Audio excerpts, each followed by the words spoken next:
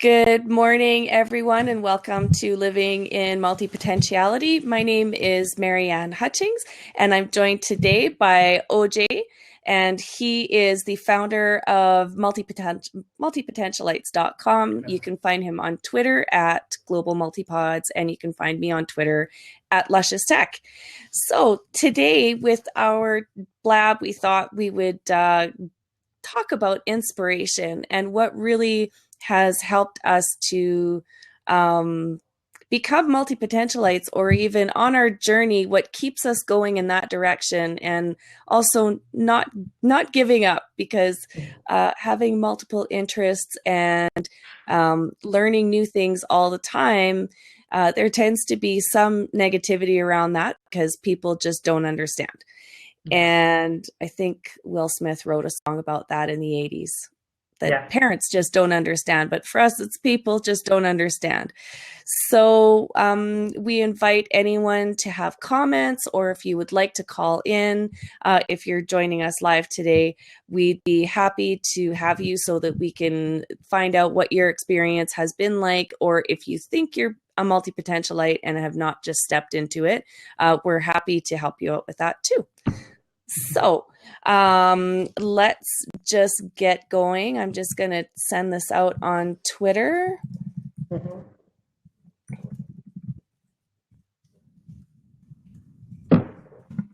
Sorry about the typing here. I don't have my mic on a shock mount.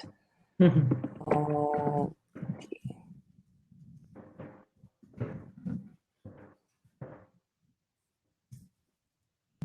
All right. So how about we start with you, OJ? Tell me about what inspires you. You have so many talents, and you are a very passionate person. So tell me what keeps you inspired, or where do you find inspiration when you feel it's lacking? All right. Inspiration. Good question. There are lots. There are a lot of people who inspire me. I usually watch a lot of TED Talks, and I've come across people who actually touch my heart. For example, Barbara Sher. Have you heard of it? Barbara Sher? No. She's the author of a book called Scanners, and I've read every word of it. Yes, she was the first one, even before Emily, who quoted this word scanner and polymer, the life of a scanner.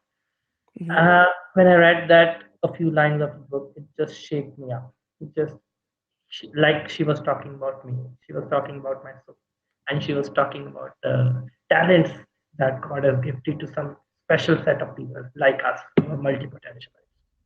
So someone can call us with a different name, but it doesn't matter as long as we are inspired and go on that path without thinking what others think about us. Other inspirations come from people like Emily Wapnick, who have been world-known personality in the world of multipotentialites. She has been inspiring thousands of people every day through her talks, coaching sessions, and I've been member of her tribe, the community she's working upon to build up. She's working to build upon. Then sometimes what happens, this is one set of people who inspires me. The other set of people who are normal people who are just working alongside. And whenever I have time, I have free chats with them. When we go for the tea breaks, on the coffee breaks. So when I ask them about their talents, they never give me one talent. Whenever I'm a little more close to them, they would list down 5-7 talents, interest areas that they would like to share on a personal level. So this really inspires me. Some people, out of 5 out of 10, I would say, people directly could connect with me, and I could see their multi-potential talents within them. But I'm okay if they've chosen the path to work as a specialist. But I know they share a lot of things which I can learn from them. And this is amazing thing. They are just a simple guys. No one would ever notice that this guy has personal talent. For example, yesterday, a new person who came to my office, I just asked, what are your talents? I was taking his orientation session. He said, I'm good at client servicing, I'm good at analysis, I'm good. I said, what about the other side of it? I see a lot of different things going in your mind. So eventually he opened up. He said, I'm very good at socializing with people.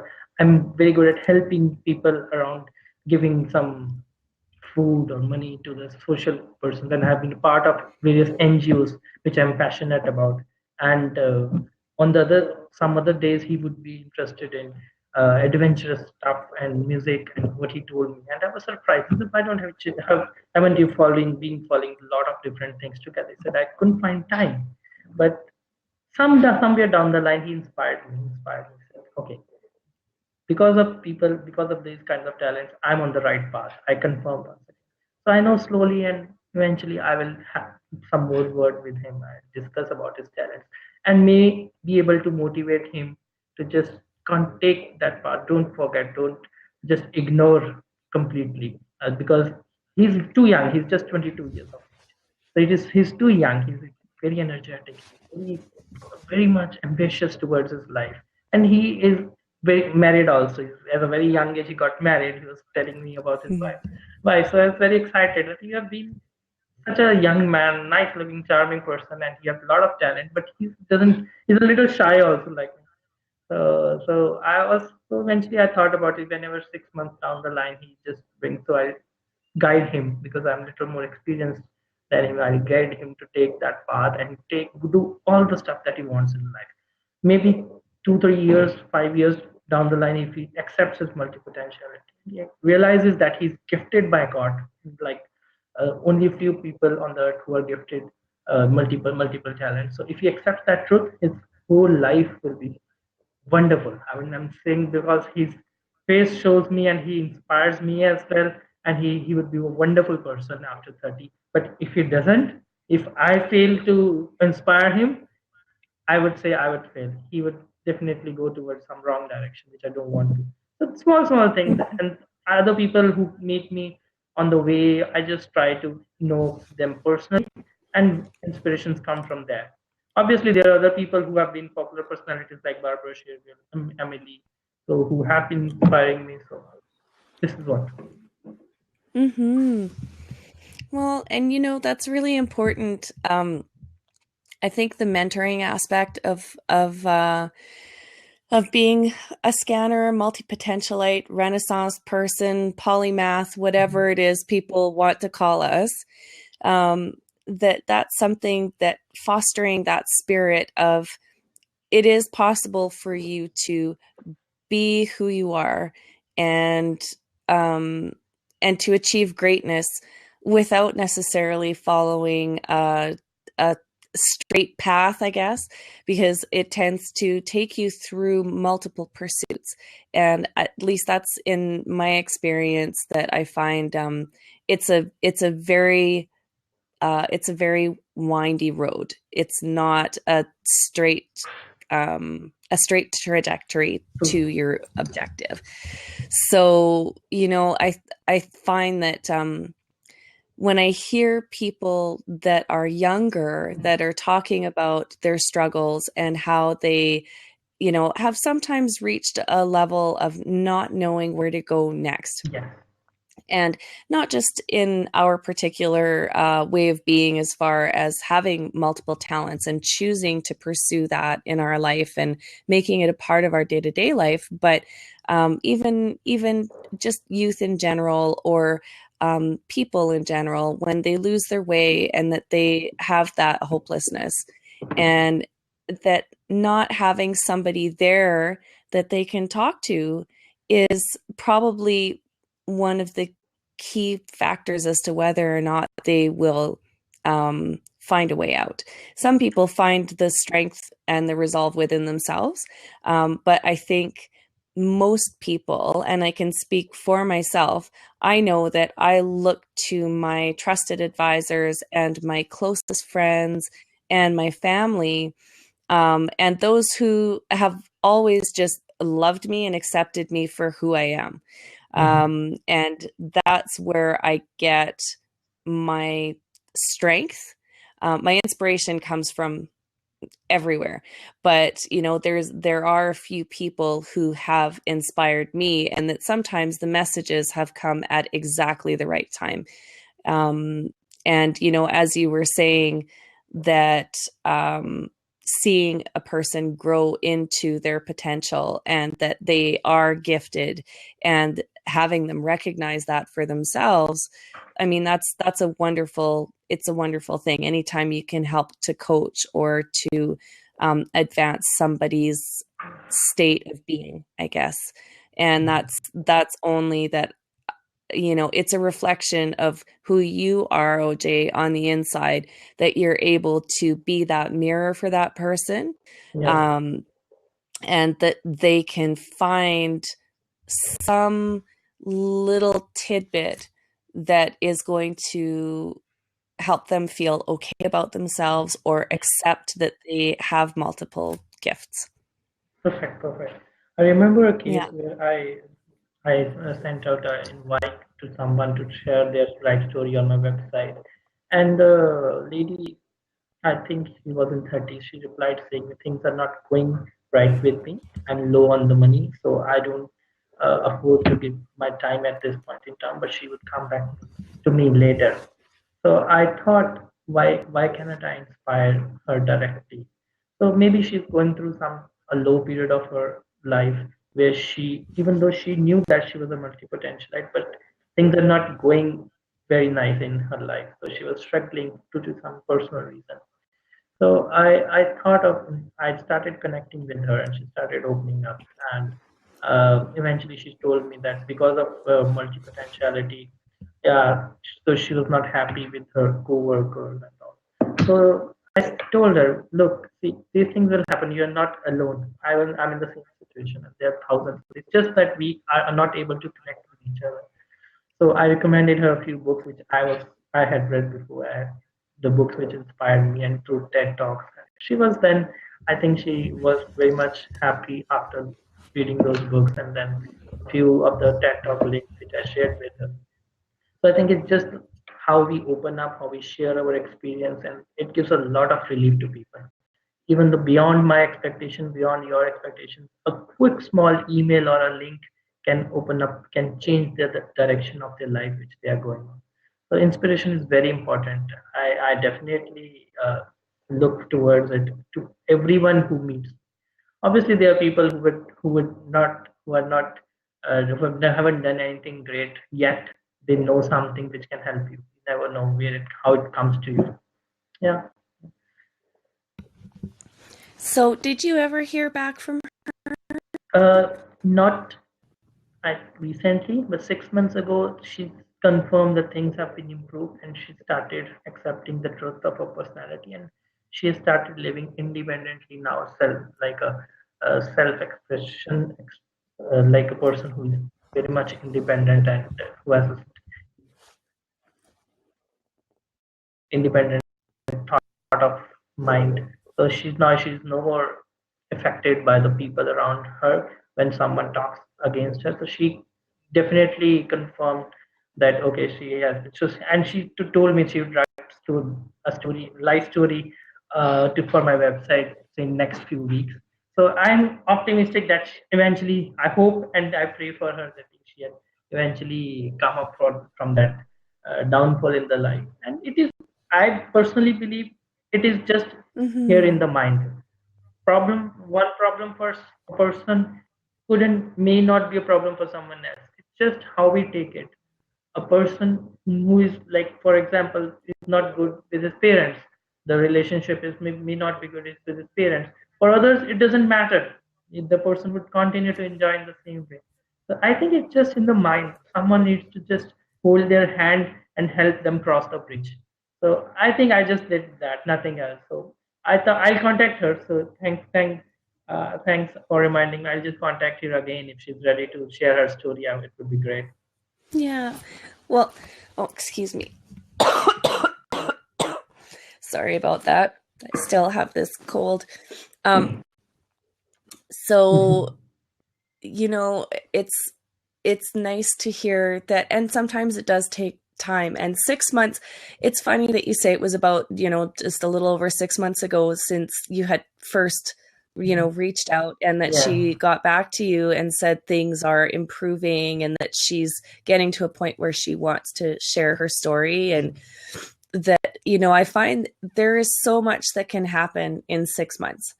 And I was Correct. reflecting that back to a couple of people that I was talking to not long ago, of how it's, if you stay the course and you overcome challenges, or that you have that experience that there's something in there that's going to be pivotal to move you out of that place of being stuck or unhappy, and that you Yeah. will find, it's almost that breaking point.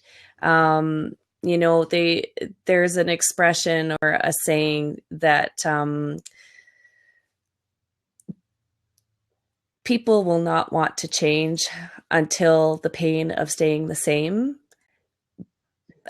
becomes True. greater than the pain of change. And Yeah. that I know for myself, I've been one who has started over in my life multiple times. I've had different careers. I have moved around a lot. I have lived in different countries and different cities in Canada as well. And that each time you move, even though sometimes you're going back to a common group of friends, you're still starting over. If there's been a Mm. gap, Yeah. if there's been an absence, that sometimes it really does feel like, well, you're starting all over again.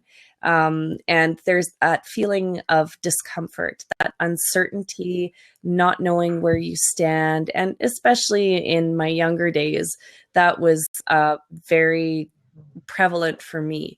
And, as someone who was 19, 20 years old, moving to a different town, and knowing very few people the first year that I moved there, and then the second year having another group of friends that were already there permanently, and some of them that were also moving back, for the season, that it was, you are reestablishing yourself within a community sometimes that's not always very accepting of transient or seasonal workers. True. And this was something that, as I moved to the mountains, and when I decided that I was going to stay in the mountains for an extended period of time, and then I ended up moving to Canmore and finally to Banff, um, this total stretch of about 5 years where you start to see the shift or the transition once people realize you're not going anywhere. So when I was living in Banff Mhm. and Canmore, um, because I was still associating with the same groups of people, regardless of which town I was living in, that after you reach that Mhm. 6, 8 month mark and people realize you're not going anywhere, they start to accept you. They start to bring you into the community. They start to talk to you about their concerns. Mhm. And it's not just superficial conversations. I was fortunate enough that I made some very close and very dear friends that are still, I actually just saw them this weekend. They live in Saskatchewan now. I live in Calgary, but we all knew each other from Banff. And they were some of the people who were the first to be very accepting. They'd already been in Banff for some time. And so, I think that for the two of us, it's really important that we're the accepting community, that we're the people who, some people may toe dip and go, well, I think I might be multipotentialite, or I'm not sure that I'm ready to accept it. But if there's a community of people Mhm. out there that is willing to accept people and say, it's okay if you're still figuring it out, it's Mhm. okay if you might, leave us for a while because you think that you may have found your thing, and at last that maybe you can follow that path, and then only to find out 6 months or a year later that, you know what, I should have stayed with Yeah. that community, or maybe it's time for me to return to that community. I firmly don't believe that there is a should. Yeah. I think that that's language that implies a lot of guilt or expectation on someone else's behalf. I'm very open, and if people are going to have an adventure or journey away from a community, as Mhm. I've done, and then go back to it, that if you have those people who are waiting there for you and that are holding space, um, that it makes it Yeah. so much easier, and that's Easier. my Correct. that's something that I think I've carried with me everywhere that I've been. And, and sometimes you even stray away from your openness and that you start to shut down. And I know Yeah. I've had those experiences too, where, I start to withdraw into myself because I am unhappy. I know that I'm the only one who can change that, that I have control over my unhappiness. It's my staying in a situation that makes me unhappy. And it's my choice to change Mhm. that and to say, it's time for something new. It's time for something different, or it's time for me to return back to where I was happy in my life and not turn the clock back, but take those elements and those lessons of what I learned and carry those forward to create something new. Yeah. So, yeah. Okay. Yeah, yeah, you're right on the nail. So I think it takes time for everyone. I think multipotentiality doesn't come overnight. The acceptance of multipotentiality doesn't come overnight. It Mm-hmm. is a process. It is a process of around 4 to 5, Mm-hmm. 6 years, maybe Mm-hmm. longer. I don't know, because it is, if it happens overnight, a person, if tomorrow, today I'm a specialist, and tomorrow I say, okay, I'm a multipotentialist, I will not value it. What I will do is I just, okay, whatever. It comes, something else will come tomorrow. This will be my approach. So what I think is happening in my mind is, in my destiny probably, is hard lessons that would come to me. If it comes to me and directly hits me, then only I start looking inward. And when I'm looking inward, I'm mostly confused. When I'm confused, what happens? My mind is now thinking, on actually thinking. What I say is really thinking, okay, where are my goals, what are my interests. Otherwise, if things going right and I'm being paid, I'm in my comfort zone, I will never realize that I will have Mm-hmm. so many different talents. So I think if you have a wonderful experience, you should be thankful to the almighty that you have all these experiences, and this is how you're taking your life. I think a soul which is learned and person who has a lot of knowledge and who can inspire others is the greatest gift of God. Nothing less than that. So I usually get inspired from these people. For example, one of my previous co-workers, so I just requested him to write a link Mm-hmm. recommendation on the LinkedIn. So he was not writing it for next few days. So I just went again to him. He said, "Why don't you write a recommendation for me on LinkedIn?" I said, "I don't know your one special talent. I have multiple talents. I'm not. And how do I write it? This is the problem." I said, "Okay, now you shared the problem. I'll guide you. I'll share my personal life experiences with you. Then you figure out how and what to write in my LinkedIn." So he was very happy. He said, "You are the first person who will guide me," because he was senior to me, and I told him, "This is my talent. This is I'm good at." Okay, I know you are good at. Also, you are also good at this. Which one should I highlight? I said, "Highlight both of them. I'm not going to use my one specific LinkedIn recommendation. This is going in one direction. I'm happy to accept my multiple talents. And if you write me, I'm good at project management or business analysis or astrology, that's okay with me." And I usually I don't fake around the truth that I'm not good this, I'm good at this. I usually accept this in front of everyone. So my new employer or whosoever my client meeting, I'll tell them, okay, I'm good at multiple this thing. They can go and check on the ballot. I would not do I'm good at this, or my LinkedIn profile some else says something else. I will not do that. So let's be open on this fact. So I'm happy to accept this and move Mm-hmm. forward in the life. Yeah. Well, and I think that Hmm. you're right. There is confusion sometimes when people are saying, well, I don't know how to Yeah. describe you.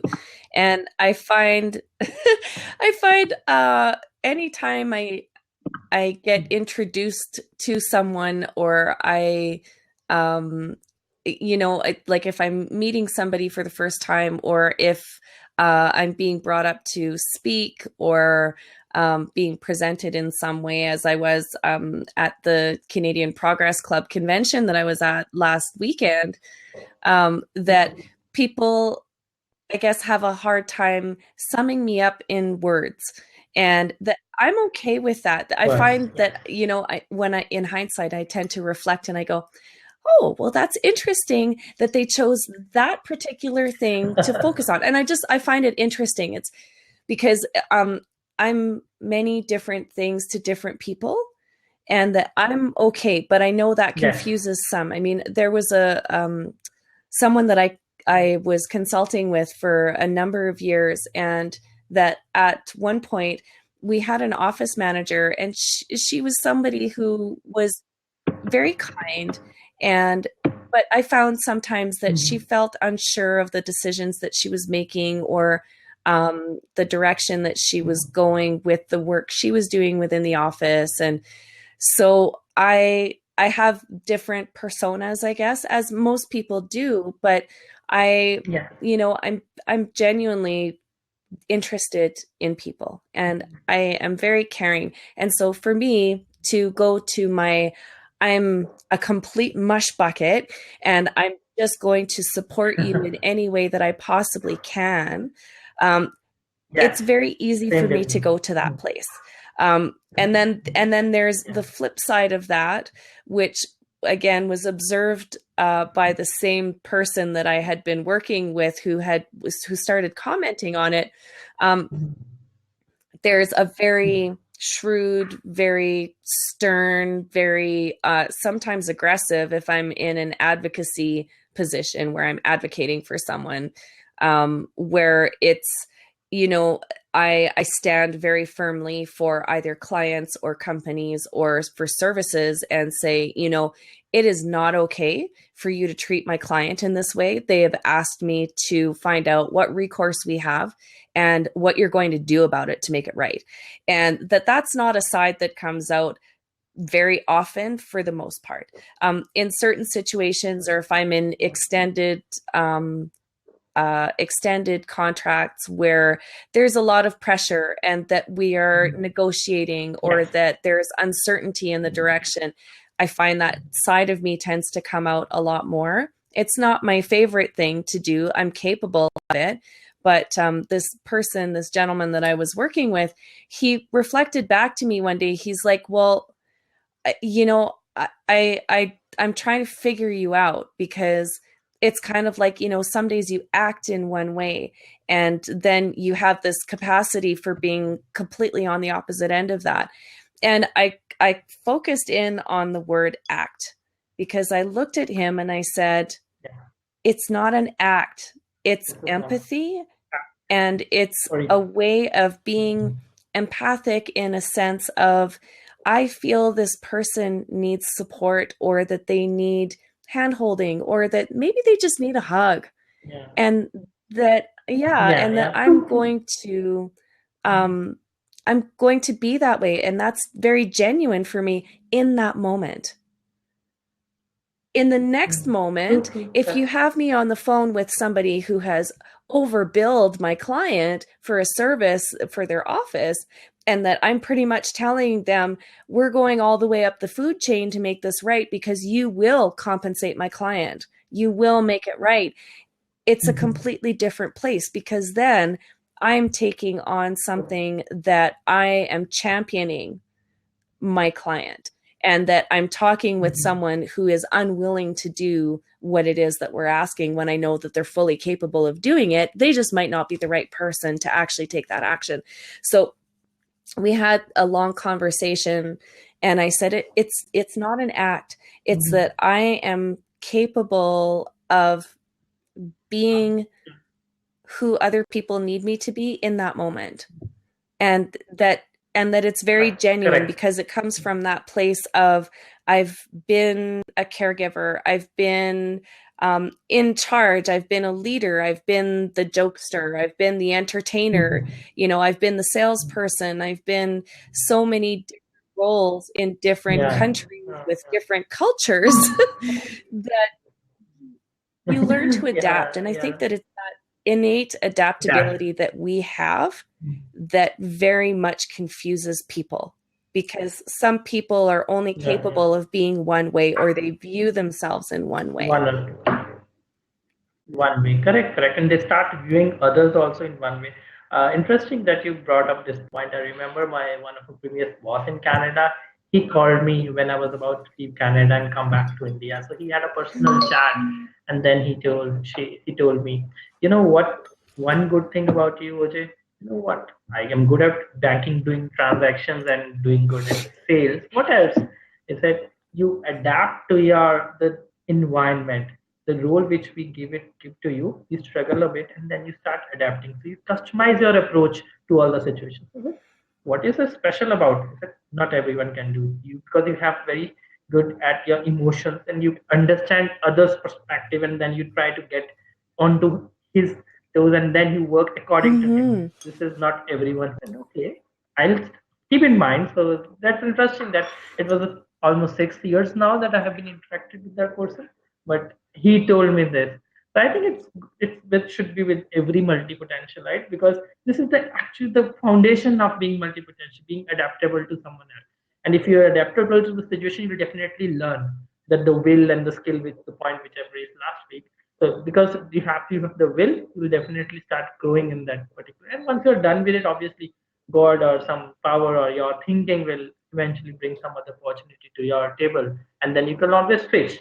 But the worst thing is when you start keep on going in one direction without even thinking, and then you're getting frustrated on the back end. This is where the negativity would start. Maybe that person you just highlighted was frustrated on some level, but he would never share with you, because maybe people don't open up easily in this modern age, Yeah. we have full of people who are fake. We are fake and artificial, and you would not even know until you start living with that person for 6 months or so. Yeah. Yeah, that's a good point you brought Yeah, up. well, and I keep hearing again, authenticity and being authentic, and that I know when I'm being pushed into, or that I'm being presented to, because honestly, it's always a choice. It's not that I'm being pushed into anything; it's that I'm choosing to go down the path that's been in front of me. And when I feel a lot of discomfort is when I am being asked to do something that I feel is out of integrity for me as a person.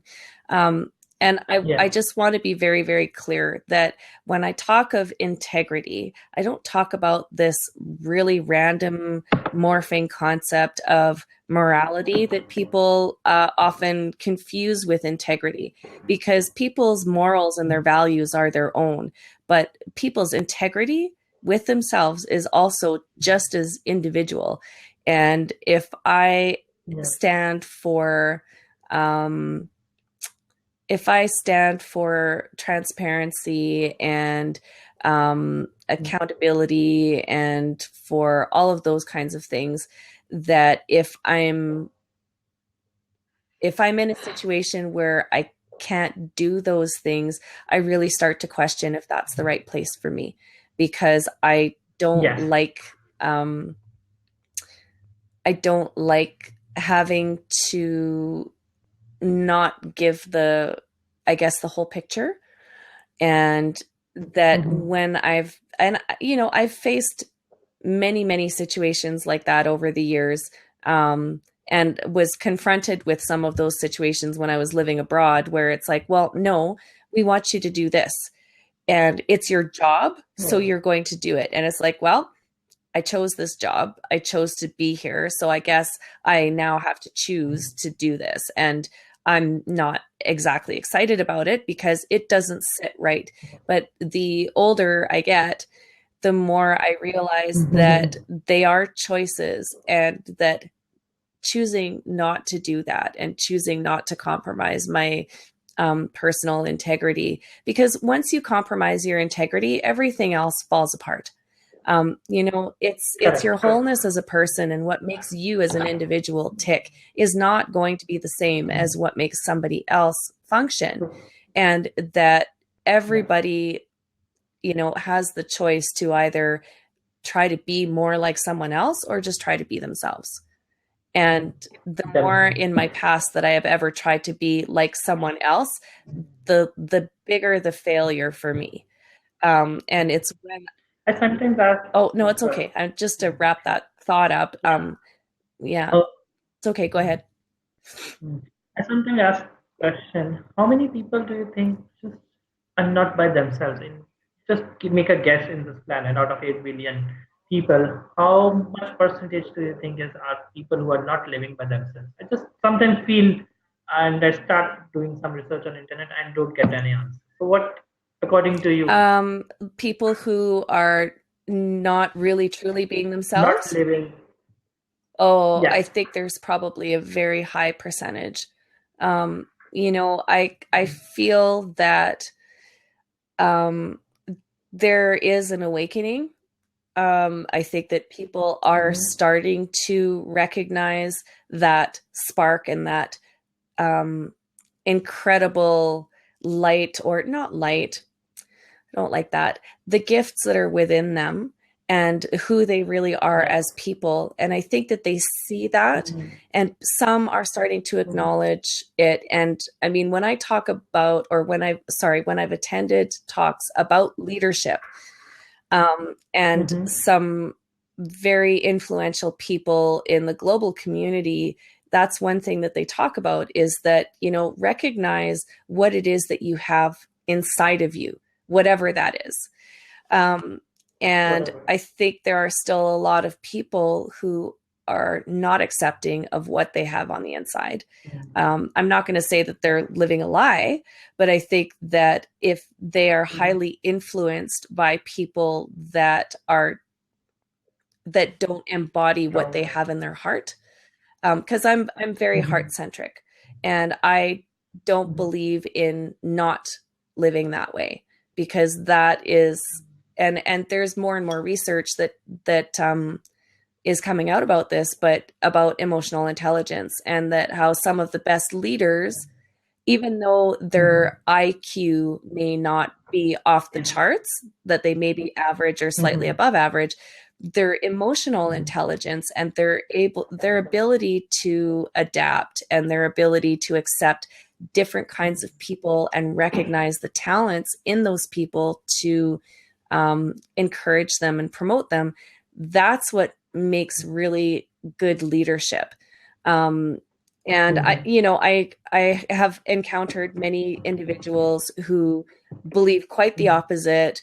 That, when it comes to work and it comes to business, that the heart shouldn't enter Mm. into it. Well, Compromise. yeah, and I'm a very passionate person, as are you. So I'm sure you've also run into these Yeah. people who don't believe in having their heart involved in the conversation. Mm. But every Yes. decision I make comes from my heart. So, Mhm. Yeah, I remember one of my previous boss, and that he was the reason for me to change the job which the company which I was working for. So he asked one day, "What are your passions?" I said, "These are my passions." And he said, "What? Tell me one path that you'll be choosing." I said, "These are all my paths." And I think it was 3 years ago. So he told me, "You are crazy." He told me in one of it. He said, "You are crazy. You're not going to go anywhere. I'm telling you." Okay, let it. And a few days after, I just changed my job. mhm. So I kept this secret to myself, and I went to share it with anyone for the first time in sharing this. And it's okay. They don't understand. It's okay. This is their conditioning of their mind that has been there in their mind. And if they are happy with it, they are happy with it. I'm not blaming anyone. It's just how people get the opportunity to connect, no others, how the people, only few people, I again say that we people are blessed that we could look inward. At least people don't find time nowadays, like inward, they don't have hard time to share their feelings with someone else. They're just going with the flow, just they're going so quickly, and without looking on their own, that they have forgot their own inner soul, what it wants. So I said, okay, okay, that's okay. I'm perfectly fine. This is now 3 years after I have left that person, left that company as well. So I said, I'm going good, and he may be good. He may be happy in his place. But over the period of time, I realized that multipotentiality and this concept is only will be secret for next few years, at least to this part of the world where people follow others. In India, you'll hardly find anyone who talks about scanners or renaissance person. The first thing after they complete the grade 12, the first thing that comes to their mind is either they would go for medicals or the non-medicals or commerce, and that's it. Engineer, doctor, or a senior government official. That's it. Three things. No one talks about anything else. In the US or Canada, I presume it has started. The wave is starting. I keep watching the figures, the followers of the websites like my website, my competitor's website, and some other groups. For example, why choose one.com. A lot of websites. So I keep checking their statistics, and most of the population traffic that comes from is US, followed by France, followed by Germany, and Canada also is because of the population. Canada's traffic is very low, and then countries like India, China, or people here in Asian subcontinent, they are least. So I think it will take another 5-10 years for people to know that there's something which is much precious for them to know about, and then start a life Mm-hmm. from there. It's not that realizing it at the age of 50 when you're about to die, then realizing it's always sooner the better. If you realize at 20, Mark Zuckerberg is an example that he knew from a young age that what he want to do, so he does it. Person who doesn't know what he should keep looking. As Steve Jobs said, if you have not settled and you have time, just keep looking. And a lot of books says he's a multi-potential. He was a scanner. He's not an engineer by profession. He's a scanner. So, but since Apple became a brand, so people started following his brand. But no one the thought focused on the fact that he was a multi-potential. Like he always liked to connect things and produce Mm-hmm. innovations, not the other way Mm-hmm. around. He was not an engineer. He didn't want to make something big. He just brought different talents to the table, and he said, "This will work. This is common sense. Anyone can do." This I was thinking of. Yeah, I mean, and it's very interesting. Excuse me.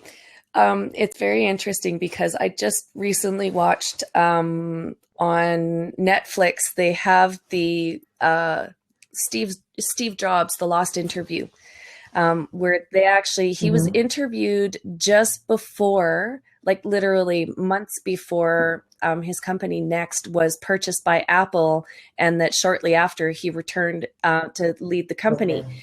And yeah, Something and that. so because I mean, there was only maybe like a minute or 5 minutes of that interview that had ever been seen on television as part of another series, and so the master for that particular interview had been lost somewhere in transit, and Mm-hmm. somebody in 2011, it was one of the people who had worked on that production who actually found a VHS recording in his garage. And so what they did is they have now broadcast the interview in its entirety, and I just watched it, and it was really inspiring, and you could see, there were points in the interview when they were talking about some of the low points. So some of the points where some of the low points where he was asked to leave Apple, or essentially he was fired, and that he Yes. had to, Fired, correct. Publicly fired. He says, I'm publicly yeah. fired. And so that, when he had to leave his office, and he actually had to stop and say, I'm going to get real emotional if we keep talking about this, and then there were other points in the interview where it was the same thing, where he had built something and that he ended up, not wantingly or willingly handing it over to someone who didn't have that vision. And then, as we know, he continued to do great things once he returned to Apple.